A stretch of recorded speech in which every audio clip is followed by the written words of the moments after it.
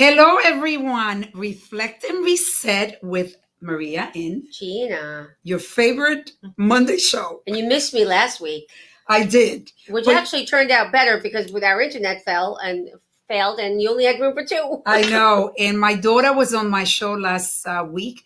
It was actually it was a beautiful show. Yeah. And very informative. And the psychologist, as always, Edith Shiro, Sure. did an amazing job. But today we are here to talk about Breast Cancer Awareness Month. And we have a special guest, someone very dear to us. And Gina will do the introduction as always. So I'm going to do the introduction, but I also want to give some stats about breast cancer before I even do the introduction. So about 1 in 8 U.S. women, about 12%, will develop invasive breast cancer over the course of her lifetime.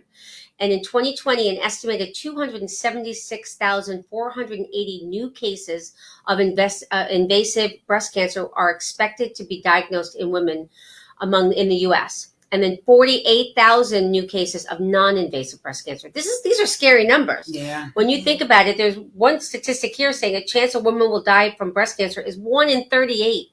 I mean, these are scary numbers. And I'm going to introduce our dear, dear friend, Michelle Santiago Beltran, who has worked with us for many, many years, been a very close friend of Maria's before even coming over 25 years. and is a breast cancer survivor. So we're going to get her story and we're going to kind of pry a little bit deeper into what happens before and after breast cancer, right? Yeah. So why don't you tell us a little bit about you first?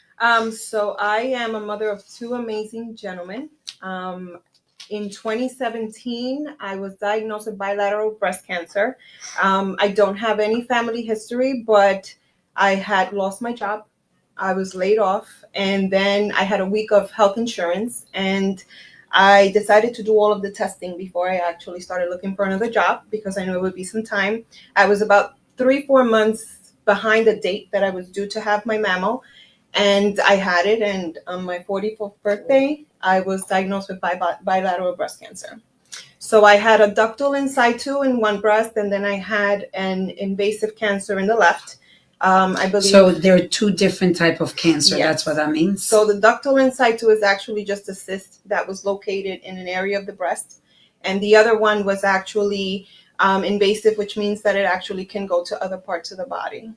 So when I had my bilateral mastectomy, they check you for lymph nodes to see if there's anything positive, and one was still positive in that. So they were able to remove, so I removed both breasts, and I went through 16 sessions of chemotherapy, 28 sessions of radiation. Over a course of how many years? Well, it was 1 year. It was 1 within year. 6 months. So I started radiation in April, and I finished in September. September 5th was my anniversary. And then I had a bilateral mastectomy October 20th of 2017. And then radiation started December right after that.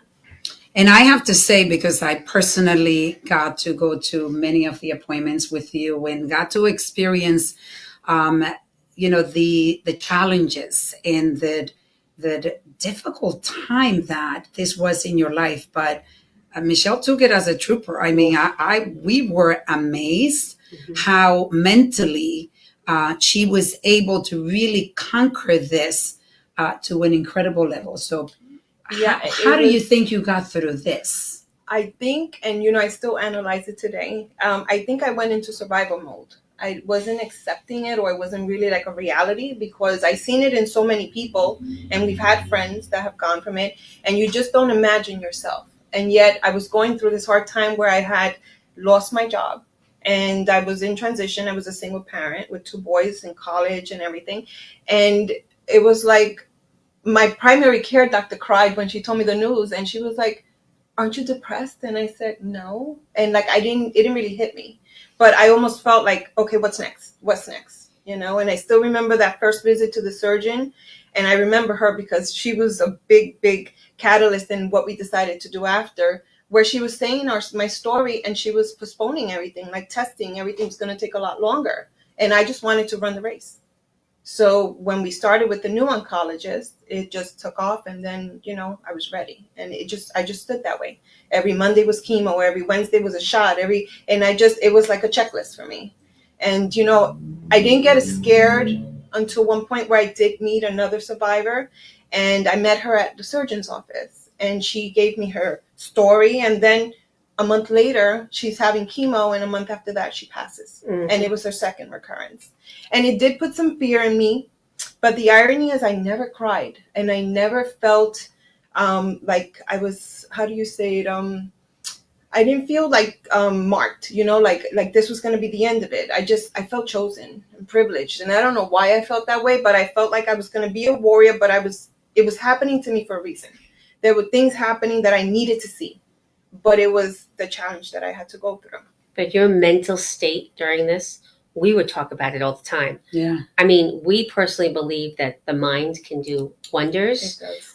But what it did for you, I mean, I was like, I don't think I would be able to handle it the way you handled it. We were so impressed and so proud and happy, because I truly believe that the way your mindset was a big catalyst for you getting through. It was huge for me, and it was ironic because even the nurses gravitated towards me, and I didn't know why, but I was so happy. And like my mom said, I can't wait for this year to be over. It was the best year of my life, ironically. And I didn't even know how to explain it, because I think, going through all of that, I led a very fast life. Like I did a lot. I killed myself and everything. And that showed me to sort of pull back. And then I went rock bottom. Like I did not work. I did not have a car. I mean, everything was difficult, but yet everything provided, and I had to worry about nothing. So it taught me a lot of things. And that's why for me, it's never been the value of a dollar or physical things. I'm happy with whatever. So I'm okay with that. It's just very humbling. And, But I think, because I know you struggle, like you were hit in every direction. Yeah. It was physically, mentally was what you were able to keep everything together, but financially. And like you said, you were able to provide. It's somehow, it always works out, and you believe that it would, and you were able to do that. And just to add, my ex-mother-in-law actually was diagnosed with stage 4 pancreatic cancer 2 weeks before I was diagnosed, and no one knew about me until she passed away within her time, within 3 weeks. Remember. And then I waited because my hair was going to start falling off. So it's like, how do you tell these kids they just lost someone, and how do I tell them that I'm going to survive it without them worrying? So that was another transition. I went through all that pain while I was going through their pain. And I think that also gave me strength, because I sort of became the matriarch for, the family at a point, and I needed to be strong. So it was just go. What are we doing? It has to happen. How many years are we now? 3. This is my 3. third. And Those 3 is my years. favorite number. So that's Okay. 3. Yeah. So, That's and I'm awesome. strong, and, a little hiccup along the way, but thankfully everything has come out fine. Now I just have to work on my weight, which is what I'm doing, because my oncologist says the type of cancer that I have gravitates towards fat. And that's where it dwells. It's estrogen based. So estrogen attaches, and that's what gives me the higher risk. So she said, lose as much as you want. I don't care how you do it, just get it off. Mm-hmm. And it's more for health. It's not even for. So there are vanity. different types of cancer that feed off different things. Yes. I know you were saying that one is sugar. It feeds, cancer feeds sugar from and candy. sugar, and they whatever. say. Yeah. And the irony with that is that you actually get back into eating sugar. It's the funniest thing, because my aunt is experiencing it now. She has endometrial. They feed you sweets so that you don't feel the medication, and then you sort of get hooked on it, and it becomes your fix not to feel what the medication tastes like. And then you go into this frenzy where you need to have sweets all the time. Yeah. But yet it's bad for you. Mm-hmm. So you also ended up opting for a hysterectomy. So the reason Why? that I did that was because of the invasive cancer. So the moment they told me that I had one positive lymph node, there was a risk that the cancer could spread to other organs, and reproductive would be the first, to hit because of where the area it is. So it was elective, but I decided to do it preventively. Yeah. And I had my children already, so, I didn't have to worry about that. It is so important that we check our breasts all the time for lumps. I remember, I went through a little bit of a scare, and I actually, like Michelle, you don't want to involve your family. It's like you feel, although she waited, and I know that the reasons why, but I remember being so concerned that your kids didn't know. But I know that you did it because it wasn't the right time. It's Right. true that it would have been too much for the kids. But when I was exercising and I felt this lump while I'm working out, and I remember being really scared. I mean, it's very scary when you find a lump on your breast. And I was able to get a mammogram, and they realized that I needed to watch that area. And it's been 2 years, I think it is. It was a year, I think, after Right, you. after me. And I have to go for mammograms, and mammograms every 6 months, not mammograms, sonograms every 6 months. And then I have to get, we have a technical issue. My laptop is going to Uh-oh. die. So I'm going to let you, GC, talk. Let me turn it on. Let me make sure. So she had a scare, and she's been following up. And the truth of the matter is, one of my cousins just finished her session because of breast cancer, and you're hearing it more and more that it's happening. But and unfortunately, I just lost a friend to breast cancer. I just got the news yesterday, and it's a scary time. But you know what? You have to be aware of your body. And you know what, ladies? I was doing this before you guys came on, but you know, we have a GYN here who is my gynecologist, and you know what? I need to have an exam. you need to touch your breast. Touch It's yourself when you're in okay. the shower, when you're laying down. You know, that's when you feel the And mine, nodules. ironically, I didn't feel anything. I had lost a lot of weight. And I guess that's what sort of brought it. But I always had unhealthy habits. I was overweight all the time. Mhm. I don't have a history of breast cancer in the family. So it was, what could it have been? But there's so many factors that, for me, I feel it was my unhealthy lifestyle. I would go up in weight, go down in weight. I would eat a lot of sweets. I wasn't really, really healthy. And most of those are factors that contribute to breast cancer. So that's another reason why to really take care of your body. Your body is your temple. I always say, this is a major gift that was given to us, and we got to take care of it. And you have to go and get your exam every year, Mhm. at least. For the ladies, you go and examine your breast and go to the doctor, go to the gynecologist. Make sure. So GC, can you read this? Sure. So the American Cancer Association recommends women at average risk for breast cancer should get yearly mammographies starting at age 45. And then it states that every other year starting at 55. And also the society also suggests that women could choose to have mammographies or mammograms as early as 40. And that's just it. Some of these insurance companies say, oh, no, you're too young, and they won't pay for it. I hate this, bull. This is so serious, and these are taking lives of so many that your doctor can suggest that this is a medical necessity. Just get it done. Just get it done. And preventive medicine, Of course. That's why it's important. Because if you find a lot of the cancer, if you find it early enough, you'll be fine. Yep. Absolutely. And it's ironic because after I got sick, a lot of our friends had occurrences with the cancer too, and they didn't have breast cancer either. It just kept coming. And you know what the beautiful thing about you, Michelle, is she went through this whole trauma, she regrouped, and then she fell in love. Yes. She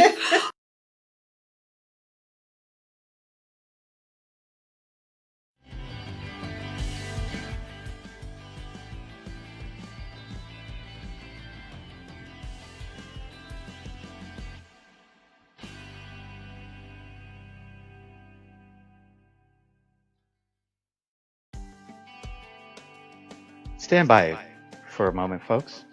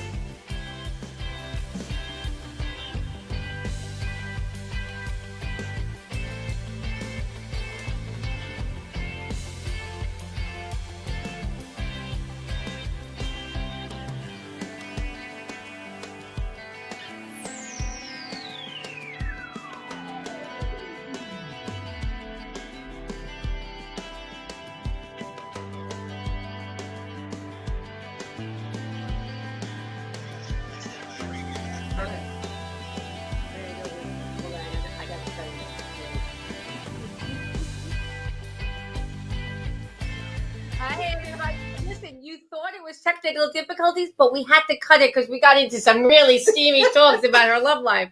It was really good. So we had to cut it because, we didn't know who was watching. Well, the battery died on on the my computer. laptop, so I'm sorry, but we're back. And we're going to finish our show because what we start, we finish. That's right. Okay? So, Michelle, talk to us about what happened to you after. So it wasn't planned. After I had all of my surgeries, I had connected through Facebook. I posted my journey, and I had a lot of friends from grade school and, friends that knew me connect to congratulate me and everything. And there was someone from when I went to 7th grade. We went to private school together. And the irony is we didn't even know each other in 7th grade. I was best friends with his cousin, but him and I really never exchanged words. So he was wishing me well and whatever. Then he asked me out for a drink. And we went out on our first date. And then 2 weeks later, we went on a second date. And then we went exclusive. And it just felt like, we had Tell them when you got married. Wait, they can't say that yet. So we started dating February, and we became exclusive on Valentine's. And then in May, we went to Puerto Rico. And got married. And we got married on the beach on his birthday. It was, you know what, though? What a great relationship, right? We always joke. I mean, Maria always jokes about what a perfect relationship I have, and now you found your true love. Yes. But I got to tell you, Maria even says that you guys are like it was perfect funny together. because we met, and it was like we couldn't stop. We were so connected, and he had also gone through something with his health, and it was just there were too many things in common. But we liked each other's company, and I always wanted to find a friend before I found love again because I didn't think I was going to find love. I was always like, no. And it was just, he was it. You could tell. It's like everything felt right. Mm-hmm. So when he said, let's get married, I freaked out because I'm so conservative. We did too.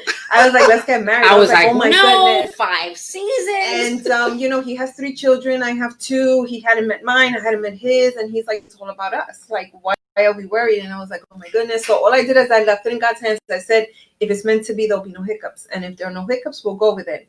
There were no hiccups. Nothing. Not even the week we were there. And everything was just so easy. We went to buy the rings. They had his size. He's not a regular size. Mm-hmm. So it was just like, it was it. So it felt right. And we've been extremely happy. He's an incredible man. He has filled me to, I can't even describe, he's kind, humble, gentle. Everything is about me, his concern, but he's loving, he's giving, he's there, so it's different for me, but we're doing You deserve great. it. You deserve it. Yeah, you deserve it. Yeah. And that's what, there is a concept of impermanence. Nothing in life lasts forever. And when you think of all the struggles that you went through, that wasn't going to last forever. And God had something better for you. It's almost like a gift from going through all the struggles. But one thing I remember you talking about at the beginning, how, you had to accept all the changes that happen in your body because you went through double mastectomy, a reconstructive surgery, and to be able to find somebody that can accept you. Right. But first, you needed to accept yourself. So there was a fear. Even in my previous marriage, it was all about image for me too, because it was never about me. I was just another person pushing the button and making things happen, but there was nothing about me, nothing special. So when I go through this, you need to make sure it's someone that when it happens again, or if it happens again, they can live through it. You need to also be able to be comfortable in your skin. And that was something that for me was very surprising because I was extremely comfortable. Like, I didn't even know how, and nothing bothered him. It was just, he loved me just the way I was. And he was ready to fight the fight if it ever came. Wow. So, yeah. And I got to accept myself. I always joke around and I say, you know what? I got a new pair of boobs. I didn't have to pay for it. I suffered a little, perfect little bees, because I had lost a lot of weight and I had, they were hitting my knees and all of that. But that was my thing. Like everyone, that was my humor. But no, he didn't care, and so it made me love myself even more. And so now I don't look at myself like I look at the scars and I feel like a warrior. I fought a battle. He chose me, and I'm here, and he has me here to fight for more. You know, I always remember the ones that didn't make it, the ones that are to come, the ones that are fighting. That's what I'm here for. So whatever I can do to contribute to them. I remember speaking to a lot of women who got breast cancer, and they weren't accepting it the same way. They would only be, why me? And but they were in different places of their lives, right? So if I could say 5 words that would make them change or whatever, I do it. But that's where I'm at now. So now I'm trying to get healthy so that I could make a difference in someone else, if it's a cancer patient or not, because cancer is not a death sentence for many. It's just a wake-up call.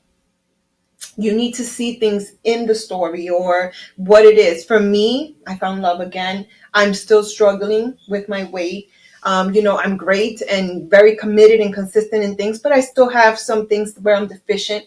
And so now that's where I'm waking everything up. But I'm doing it in the spotlight. You know, I want to be held accountable. I want to continue to push. I'm going to have the failures, but the failures who wins because you figure things out. And it never ends. So you never win because you're constantly looking. And I'm enjoying that process, actually. And it shows, you know, I'm sitting here and I'm looking at her. You're and smiling. I'm like, You have a big smile on your smiling. face. I'm like, I'm so proud of you. And happy for you. You know, these words that we put on our show, reflect and reset, they're my favorite words, as you know. Every day.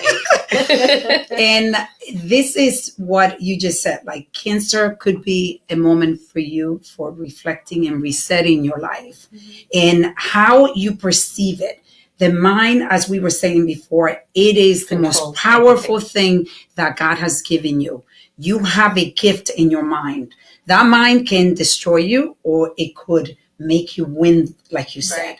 And having the positive attitude. I mean, there are studies. I was actually reading that there are studies that breast cancer or cancer survivors, a lot of the ones that have survived have taken a positive outlook and have been not dwelling on why me.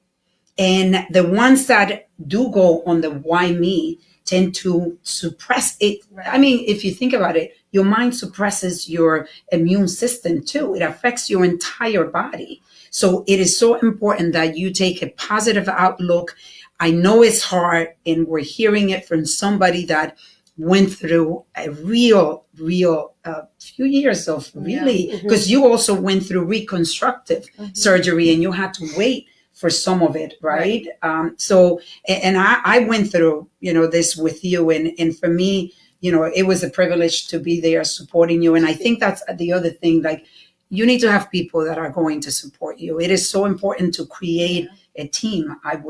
Wouldn't you say that? I would say, I was just looking back at all the pictures that I had on social media, and there were some that were just impactful. I had a family who bought bracelets and took me out to dinner one day, and they took a picture with hands with all the bracelets, and I see that, and you just feel like a blanket goes over you. It's incredible how many people just care, and they don't care because you're sick, but they're the people that have been carrying you all through. So they're just holding up the pillar to keep you fighting, and it's just, you see it, and they even help your family members. Because I know for my mother, it was extremely difficult for me to go through this. I was her only daughter, her youngest child, and it's always her and I, and it was difficult for her. She was almost like on a flight, always on a flight, because she couldn't stand to see it. So I also had to be strong for her in that. And you never want to see your child. You never, no. I mean, you think about with the daughters. We have daughters, and it break my heart. But something that does impact you is time. So something that I did learn is to live in the moment and not feel guilty if I didn't sort of get things done right away. Like, people sometimes feel like they don't have a long time to live. Oh my God, life is short. Life is short. But sometimes you need to pull back and sort of linger a bit to find what you need to go forth in. Because if you go too fast, you're going to miss a lot, and sometimes I find myself overthinking and doing things. And I'm like, maybe I needed that time. Like, I don't want to feel guilty for taking that time.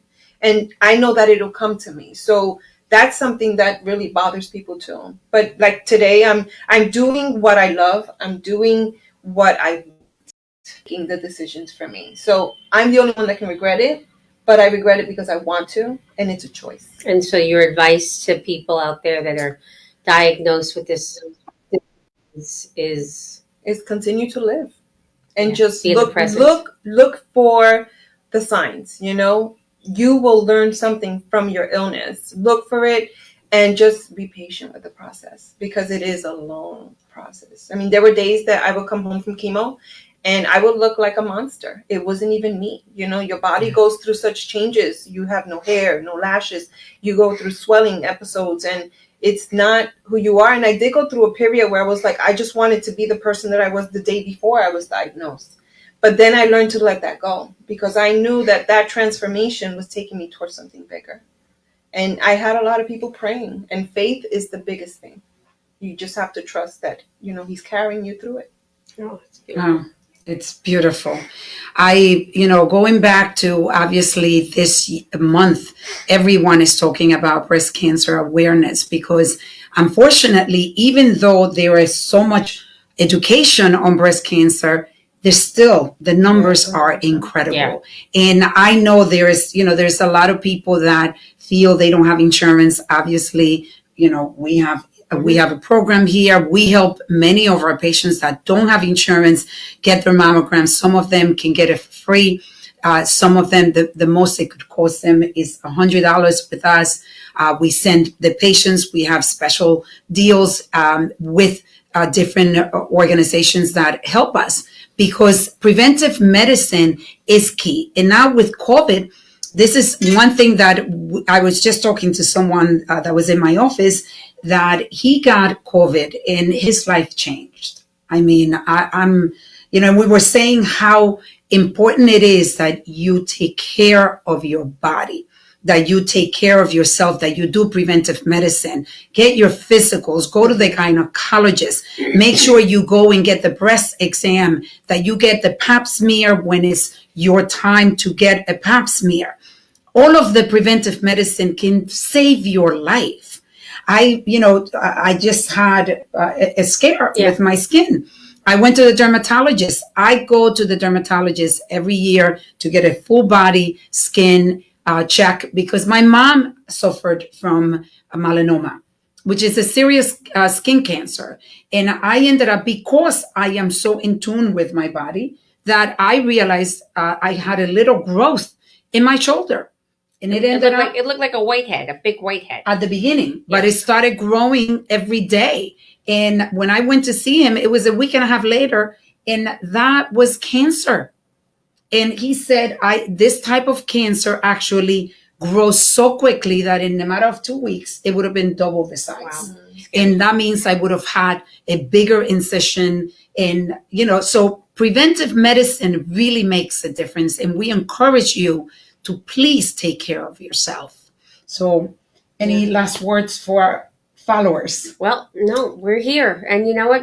I think we say that over and over again. We are a resource center for you guys, not just the medical center. If you need anything, ask us. I'm sure we can find the answer. If we don't know it, we will find the answer. And I just want to add to that, there are so many programs for cancer survivors and families and patients that are going through it that you should take advantage of that. Those are they help your family. They help you sort of take an ease on not putting so much pressure because you feel this guilt because you're putting your family and friends through this process with you, but it makes it so much easier. And also financially, they have financial assistance, they have transportation. So really look into that. That's the American Cancer Society. And the hospitals all have access, or they have programs within their own cancer centers to help cancer patients. Don't feel alone, because it's true. Yeah. There are so many people in so many organizations that are willing to help out. So our show has come to an end, and we are very happy that you joined us and that you appreciate the information that we're providing for you. It's always nice to hear. I was actually, the person that I was talking to, he was saying how we follow you, we watch all the shows. So thank you, Marcelo, for following us and supporting us. And remember, if you like the show, just like us. Like us on social media. Okay, don't keep it to yourself. We're here for you. And remember that at Formé, our mission is your health. Your health. Michelle, Thank you, my love. so much. Thank you for having me. Thank you so much. Take care, everyone. Bye. Bye-bye.